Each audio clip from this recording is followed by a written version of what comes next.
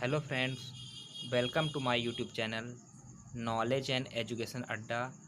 दोस्तों, जैसा कि आपको पता ही होगा कि मैंने एमबी बुक पब्लिकेशन की न्यू एडिशन से ईडियम फ्रेज की सीरीज़ मैंने शुरू कर दी है।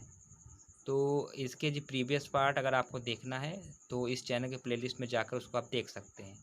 तो उसी सीरीज़ की आज ये नेक्स्ट पार्ट है, तो चलिए शुरू करते हैं।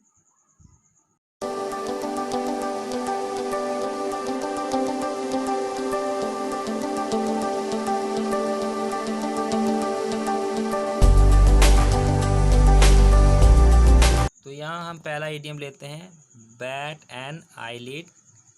इसका मतलब है प्रतिक्रिया या भावहीन, मीन्स रिएक्ट करना या एक्सप्रेशनलेस। तो ये इडियम कहाँ से आया? बैट एन आईलिड जो है ये 19th सेंचुरी का इडियम है, जिसका एक सिमिलर मीनिंग है फ्लैटरिंग लाइक रैपिड सीएल ब्लिंकिंग, मतलब जल्दी जल्दी अपने पलकों को झपकना।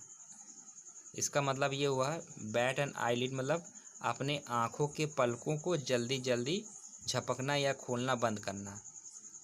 इसका मतलब हुआ कि आपको रिएक्ट करना या एक्सप्रेशनलेस रिएक्ट करना। जैसे कि आप अगर रिएक्ट करते हैं यानी कि कोई प्रतिक्रिया देते हैं तो क्या करते हैं? जैसे आपसे कोई क्वेश्चन किसी ने पूछा है तो आप क्या करेंगे?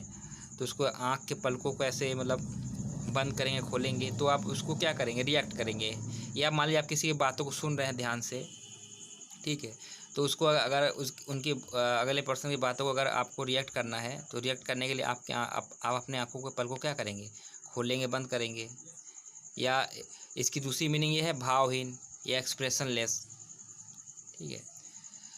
तो बैट एंड आईलिड मतलब होगा प्रतिक्रिया या भावहीन। दूसरा देखते हैं, बियर इन माइंड। इसका मतलब है किसी बात का ध्यान रखना। बियर मतलब होता है कि वहन करना, मतलब आना, आपके दिमाग में आना, मतलब कोई चीज़ आपके दिमाग में आना।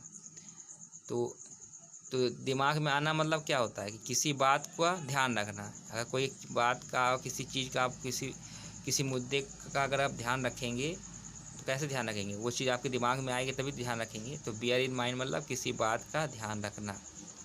नेक्स्ट है bear fruit.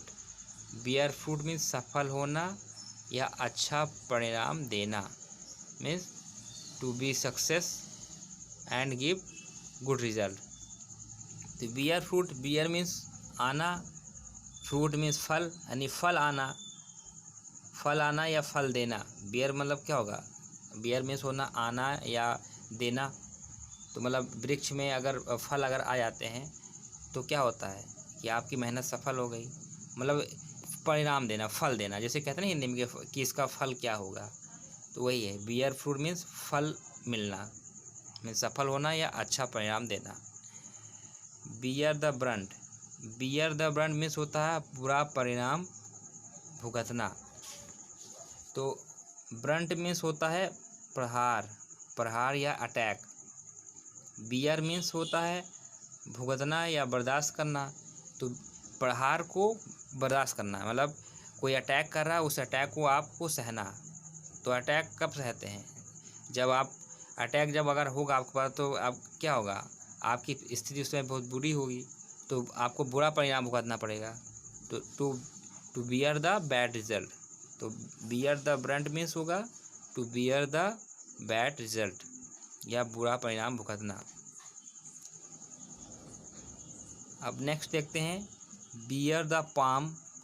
Beer the palm means प्रमुख या प्रसिद्ध होना। तो पाम मीन्स क्या होता है?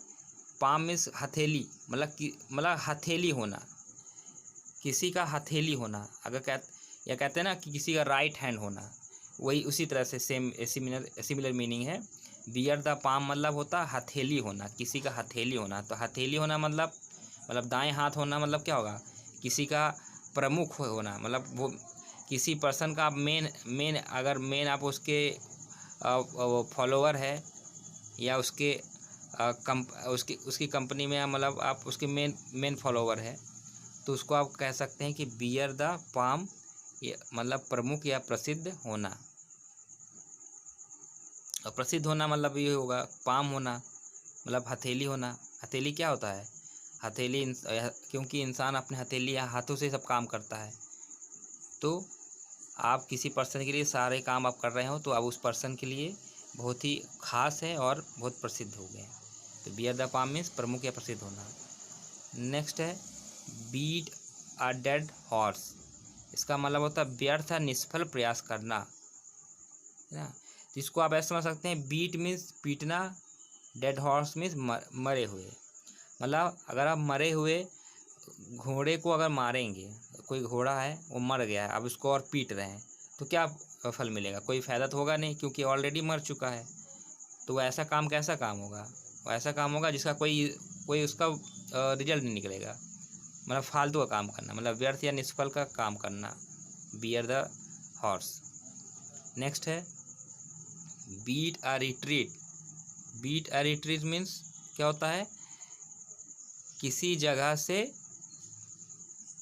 जल्दी से वापस हो जाना खतरे का कारण। मतलब अगर कहीं कोई खतरा आपको दिख गया, कहीं पे आप रुके हुए हैं, वहाँ पे खतरा आ गया, जैसे हमारे तूफान आ गया, आंधी आ गई या कुछ भी हो गया, आप वहाँ से जल्दी से भाग लें, वहाँ से 9-2-11 हो जाए, तो वहाँ के लिए इस्तेमाल होगा बियर द रिट्रीट।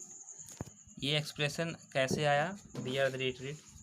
ये 13वीं सेंचुरी में ये इस्तेमाल होता था कि जब सोल्जर जब लड़ाई लड़ते थे, तो जब लड़ाई युद्ध का समय जब ख़त्म हो जाता था, तो एक सिग्नल दिया जाता था, मतलब ड्रम पीटा जाता, ड्रम बजाया जाता था, बीट ड्रम बजाते थे। जब जैसे ही ड्रम बजता था तो सारे सोल्जर्स जो होते थे वो फाइटिंग बंद कर देते थे और क्या करते थे, रात को जाके अपने बेड में जाके आराम करने लगते थे। मतलब वो सिग्नल होता था कि युद्ध ख़त्म हो गया, आप जाइए, आप अपने रूम में जाइए और आराम करिए।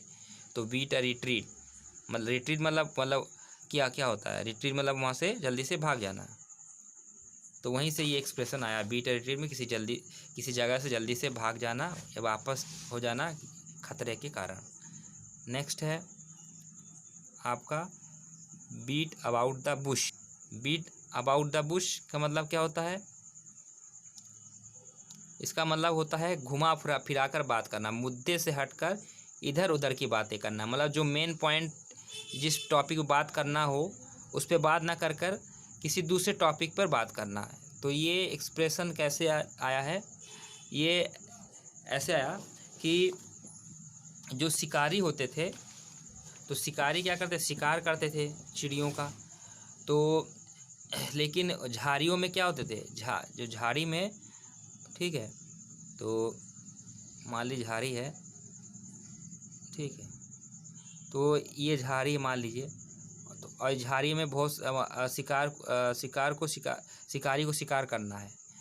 तो क्या होता था कि झाड़ियों में बहुत खतरनाक जानवर, चिड़िया या जानवर रहते थे।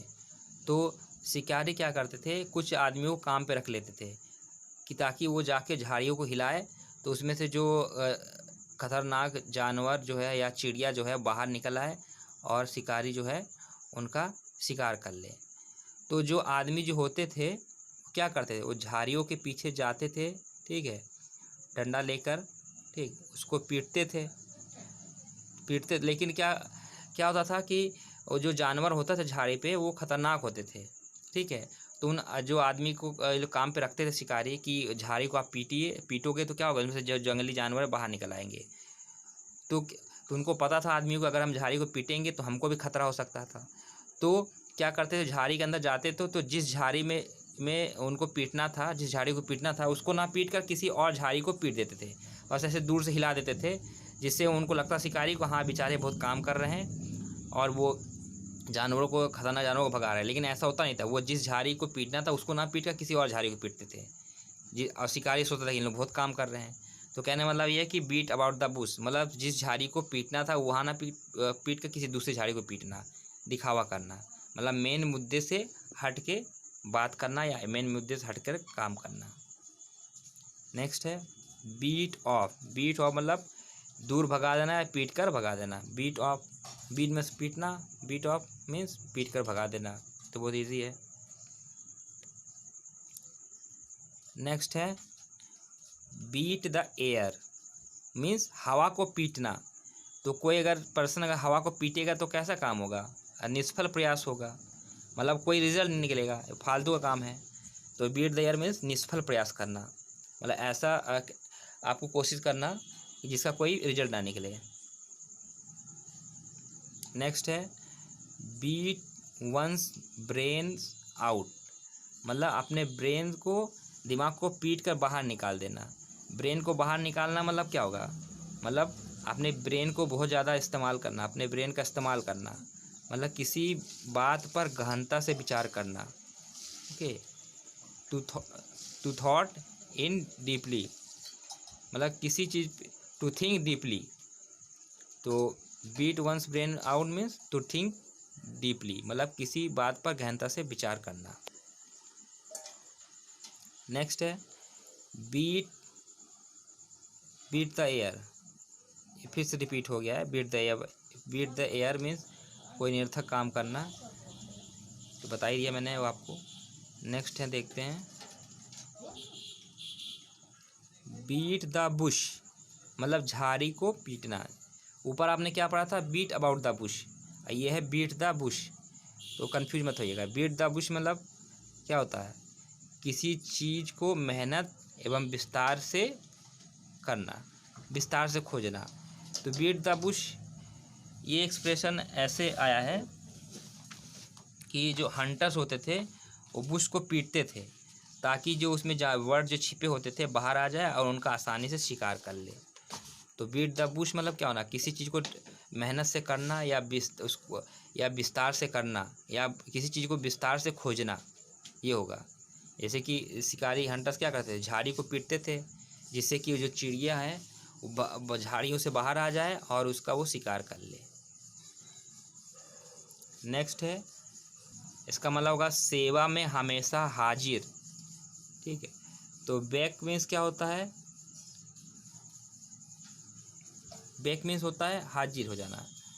कॉल मीन्स बुलाने पर, मतलब बुलाने पर तुरंत हाजिर हो जाना, मतलब कोई अगर सर्वेंट है या कोई भी आप पर्सन आपका फॉलोअर है, आप उसको बुलाते हो तुरंत आ जाता है, तो वो क्या होगा, आपके सेवा में हमेशा वो हाजिर रहेगा, तभी वो ऐसा करेगा। तो बैक एंड कॉल मीन्स होता है किसी की सेवा में तुरंत हाजिर हो जाना। नेक्स्ट है, देखते हैं bed of roses. Bed of roses, इस इडियम को तो आपने कई बार सुना होगा, मतलब गुलाब का बिस्तर होना। बेड ऑफ रोज मीन्स क्या होगा, पूर्ण आराम या विलासिता की स्थिति, मतलब you can say an luxury life, मतलब किसी कोई पर्सन है उसकी लाइफ बहुत लग्जरियस है, बहुत आराम की लाइफ है, तो कह सकते हैं वो उसकी लाइफ कैसी है, बेड ऑफ रोजेस, नहीं गुलाबों के बिस्तर के बराबर उसकी लाइफ है। तो गुलाबों का बिस्तर, अगर आपके बिस्तर में गुलाब अगर बिछा दिए जाए तो कैसा आपका जीवन होगा, बहुत ही आराम होगा, आरामदायक जीवन मतलब आप जी रहे हैं। तो बेड ऑफ रोजेस मीन्स आरामदायक जीवन या विलासिता का जीवन जीना। नेक्स्ट है be in your bonnet. Be in your bonnet मतलब किसी चीज़ को महत्वपूर्ण मानकर उसके बारे में सोचते रहना, किसी चीज़ को महत्वपूर्ण मानकर लगातार उसी के बारे में सोचने की स्थिति को हम कहेंगे be in your bonnet. Be in your bonnet, ये एक्सप्रेशन ऐसे आया है, इसका मेन जो वर्ड था वो है ए हेड फुल ऑफ बीज, मतलब मधुमक्खियों से भरा हुआ। तो इसका और कोई ओरिजिन नहीं है, मतलब इसका मेन वर्ड ये है कि ए हेड फुल ऑफ बीज ऑफ बोनेट, मतलब कार के बोनेट में मधुमक्खियाँ होना। तो कार के बोनेट में अगर कार के बोनेट में अगर मधुमक्खियाँ अगर आ जाए बहुत सारी, तो क्या होगा, आप हमेशा सोचने पड़ेंगे कि कैसे आया, कहाँ से आया, तो हमेशा लगातार उसके बारे में आप सोचते रहेंगे। इसको वैसे समझ सकते हैं। नेक्स्ट है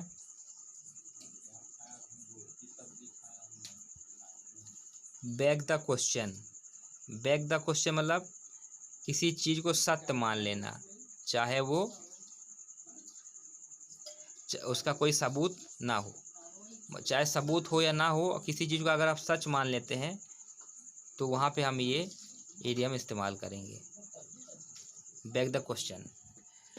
तो बैक द क्वेश्चन क्या है? ये एक इनफॉर्मल फैलेसी है, मतलब एक भ्रांति थी पुराने ज़माने में, एंशियंट टाइम में, कि जब आर्गुमेंट परमिसिस होता था, मतलब जब आर्गुमेंट होता था किसी टॉपिक पर लेकर कि ये सही है या नहीं है, उसकी सच्चाई क्या है, तो आर्गुमेंट करके जो है किसी टॉपिक की सच्चाई का हम कंक्लूजन निकालते थे कि ये टॉपिक जो है। लोग क्या करते थे, एक प्रीमिसेस में, मतलब एक क्या होता था, एक सभा होती थी, उस सभा में बहुत सारे लोग क्वेश्चन उठाते थे और किसी टॉपिक पर, और उस पर वाद विवाद होता था।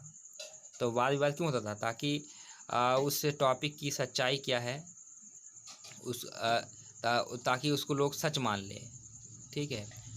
तो किसी टॉपिक को सच साबित करने के लिए क्या करते थे, लोगों की मीटिंग बुलाई जाती थी और उसमें लोग क्वेश्चन पूछते थे एक दूसरे से। फिर जिसका पलड़ा भारी होता था तो वो सच साबित हो जाता था। जैसे दो पक्षों में होता है, जैसे वोटिंग होती है, ठीक है, दो पक्षों के बीच, तो जिसकी वोटिंग ज़्यादा होगी तो वो सच साबित हो जाएगा। तो बैक द क्वेश्चन मीन्स किसी चीज़ को सत्य मान लेना, चाहे उसका सबूत हो चाहे ना हो। मतलब वोटिंग के आधार पर, या आप कह सकते हैं बहुमत के आधार पर किसी चीज़ को सच साबित कर देना, चाहे वो सही हो या ना हो रियल में।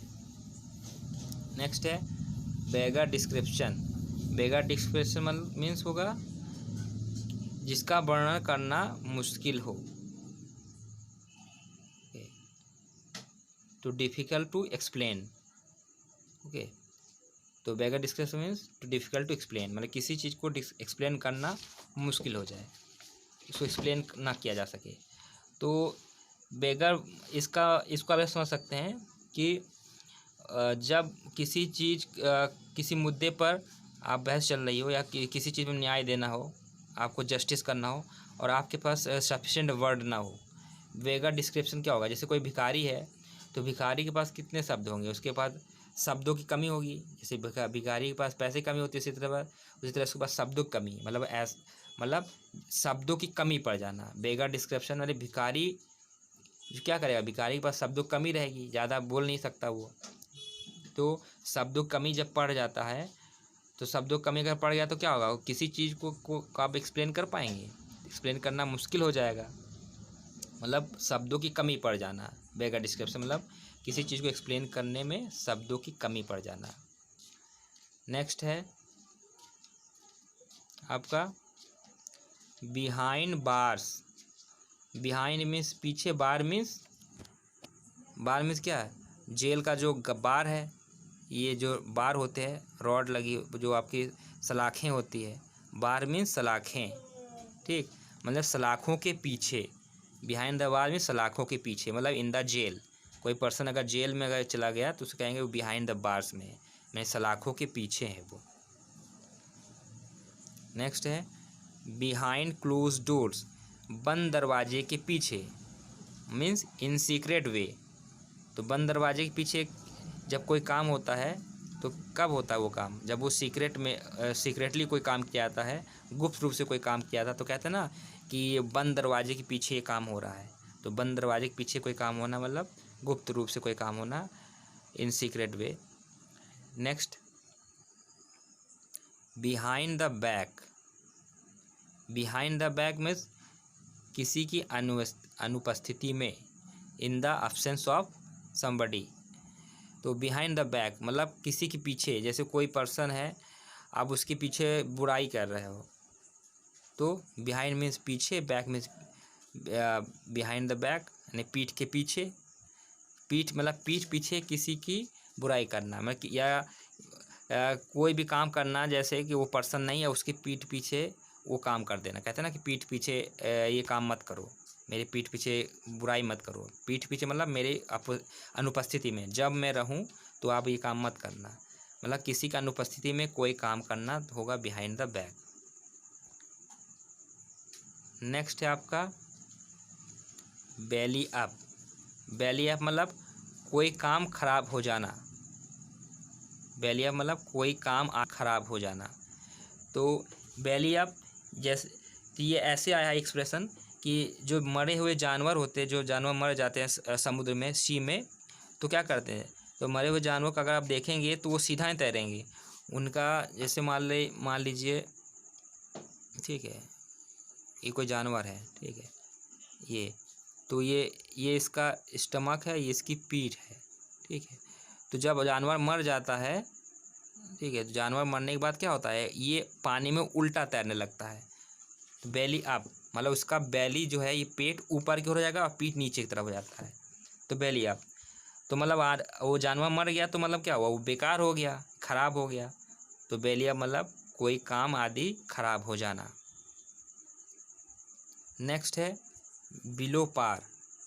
बिलो पार, पार क्या है, पार जो है एक फेस वैल्यू है, face value of stock, face value of stock, मतलब किसी भी मान लो बहुत सारा माल रखा है या आर्टिकल है, सामान है, तो उस सामान के का बेचने का एक फिक्स रेट होता है कि ये सामान इतने में बिकेगा, या गोदाम में माल रखा है वो इतने में बिकेगा। तो उस फिक्स रेट से नीचे का, मतलब उसका जो स्तर है उससे नीचे अगर उस चीज़ को बेच दिया जाए तो क्या होगा, तो वो स्तर से नीचे हो जाएगा। तो बिलो द पार मतलब किसी भी चीज़ को उसके स्तर से नीचे बेच देना, मतलब स्तर से नीचे, बिलो द पार मीन्स होगा स्तर से नीचे। ओके फ्रेंड्स, आज का पार्ट यहीं ख़त्म होता है, तो इसका नेक्स्ट पार्ट आपको बहुत जल्दी मिल जाएगा।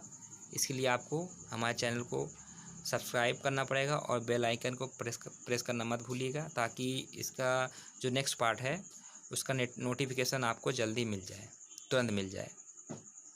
और जो आपके जो फ्रेंड्स हैं जो तैयारी करते हैं, जिनको इंग्लिश इडियम फ्रेज की ज़रूरत है, तो उसको आप शेयर करिएगा। Okay, thank you.